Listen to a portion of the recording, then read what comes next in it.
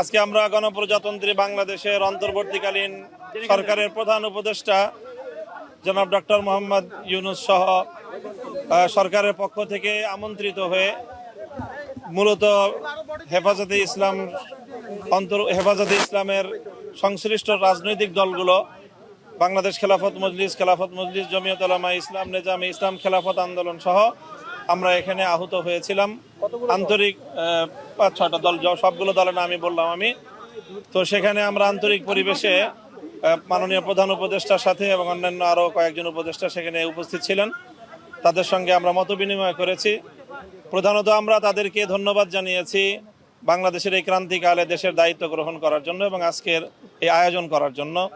তারপরে আমরা প্রত্যেকটি দল যার যার পক্ষ থেকে আমরা নির্দিষ্ট আমাদের সংস্কার প্রস্তাবনা আমরা উপস্থাপন করেছি। সেখানে মৌলিকভাবে যে প্রস্তাবনাগুলো এসেছে তার মধ্যে বড় একটি হলো নির্বাচন ব্যবস্থার সংস্কার, নির্বাচন কমিশন সহ যাবতীয় বৈষম্যমূলক এবং যে দলীয় যেই একটি ব্যবস্থাপনা বর্তমানে, সেই ব্যবস্থাপনাকে ঢেলে সাজিয়ে আবার নতুন করে যেন একটি নিরপেক্ষ অন্তর্ভুক্তিমূলক নির্বাচনের ব্যবস্থা করা যায়, তার জন্য আমরা আমূল পরিবর্তনের কিছু সংস্কার প্রস্তাবনা এনেছি এবং সারা দেশব্যাপী সকল ভোটাধিকার প্রয়োগকারীদের যেন প্রতিনিধিত্ব জাতীয় সংসদে নিশ্চিত করা যায় সেই ধরনের একটি মৌলিক পরিবর্তনের সংস্কারের প্রস্তাবনা আমরা দিয়েছি। বর্তমান যেই বিদ্যমান যে নির্বাচনী ব্যবস্থা রয়েছে তাতে দেখা যায় যে সর্বোচ্চ 30-35% মানুষের প্রতিনিধিত্ব, ভোটারদের প্রতিনিধিত্ব জাতীয় সংসদে থাকে। যারা বিভিন্ন আসনে পাশ করতেছে তারাও দেখা যায় যে তাদের বিপক্ষে ভোটদানকারী ভোটারের সংখ্যাই বেশি তার পক্ষে ভোটদানকারীর চেয়ে। কাজে এই ব্যবস্থাটির আমূল সংস্কার এনে যেন এমন একটি ব্যবস্থা হয় যাতে ম্যাক্সিমাম এবং সকল ভোটাধিকার প্রয়োগকারীদেরই প্রতিনিধিত্ব কোনো না কোনোভাবে যেন জাতীয় সংসদে নিশ্চিত করা যায়।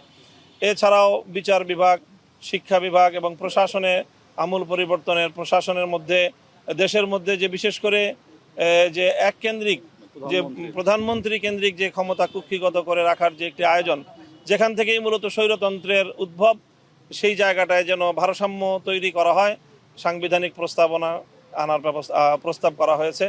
তার মধ্যে সংবিধানে যে আল্লাহর উপর অবিচল আস্থা এবং বিশ্বাসের যে ধারাটি ছিল সেটি বাতিল করা হয়েছে, সেটিকে যেন আবার পুনর্বহাল করা হয়, আবার যেন সাংবিধানিক সেই কিছুটা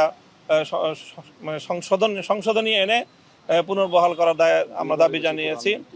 সেই ক্ষেত্রে 2বারের বেশি কোনো প্রধানমন্ত্রী যেন একসাথে পরবর্তীতে যেন তিনি দায়িত্ব পালন করতে না পারেন সেই প্রস্তাবনা আমাদের পক্ষ থেকে ছিল।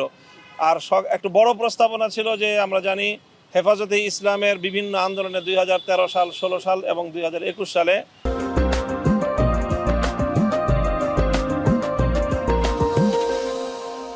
বহু মামলা, আমাদের অনেক হতাহত রয়েছে, শত শত মানুষ আমাদের হতাহত হয়েছে, তাদের অনেকের সন্ধানও এখনও আমাদের কাছে নেই।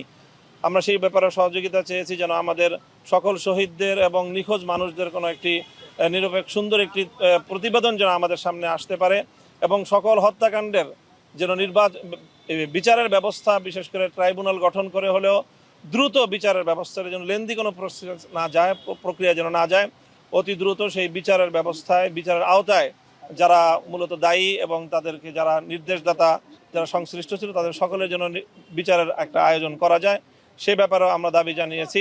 এছাড়া দেশের কোনো নীতিমালা আইন প্রণয়নের ক্ষেত্রে ইসলাম বিরোধী কোনো নীতি আইন যেন প্রণয়ন না হয় সেই বিষয়ে আমরা প্রস্তাবনা এবং দাবি জানিয়েছি। এবং হেফাজতে ইসলামের সকল মামলাগুলো, প্রায় 3 শতাধিক মামলা দেশব্যাপী 2013 সাল থেকে 2021 সাল পর্যন্ত হেফাজতে ইসলামের নেতাকর্মীদের বিরুদ্ধে দায়ের হয়েছে, সেই মামলাগুলো যেন অতি দ্রুত একটি নির্বাহী আদেশের মাধ্যমে এবং আইনি প্রক্রিয়ার মাধ্যমে এটি যেন দ্রুত প্রত্যাহারের ব্যবস্থা হয় এবং সেটির জন্য আমরা 1 মাসের একটি সময় সীমা আমরা ওনার কাছ থেকে চেয়েছি যে এই 1 মাসের মধ্যেই যেন এই সকল মামলাগুলো যেন প্রত্যাহার করা হয়। তো মাননীয় প্রধান উপদেষ্টা আমাদের সকল দলের বক্তব্যগুলো খুব ধৈর্য সহকারে শুনেছেন এবং অত্যন্ত সৌহার্দ্যপূর্ণ আন্তরিক পরিবেশে আমাদের এই বৈঠক সম্পন্ন হয়েছে। তিনি আমাদের সকলকে ধন্যবাদ জানিয়েছেন এবং আগামী দিনে অন্তর্বর্তীকালীন সরকারকে রাষ্ট্র পরিচালনায় সহযোগিতা করার জন্য তিনি আহ্বান জানিয়েছেন এবং আমরা তার সেই আহ্বানে সাড়া দেওয়ার প্রত্যয় ব্যক্ত করেছি। সেই সাথে তিনি একটি যৌক্তিক সময় নিয়ে সংস্কারগুলো করে তারপরে যেন অযথা কাল বিলম্ব না করে নির্বাচনের ব্যবস্থা যেন নির্বাচনের আয়োজন করেন সেই বিষয়টি আমরা বলেছি এবং মাননীয় প্রধান উপদেষ্টাও এই কথার সঙ্গে একমত পোষণ করেছেন যে প্রয়োজনীয় সংস্কারের পর কাল বিলম্ব না করে তারাও নির্বাচনের দিকে চলে যেতেই আগ্রহী এবং সেই ধরনের তারা প্রস্তুতি এবং তারা আয়োজন করছেন। যৌক্তিক সময়টা কতদিনের? যৌক্তিক সময়টা কতদিনের এই বিষয়ে সুনির্দিষ্ট আমাদের পক্ষ থেকে কোনো বক্তব্য দেওয়া হয়নি এবং সুনির্দিষ্ট কোনো মেয়াদ নিয়ে আমরা আলোচনা করিনি।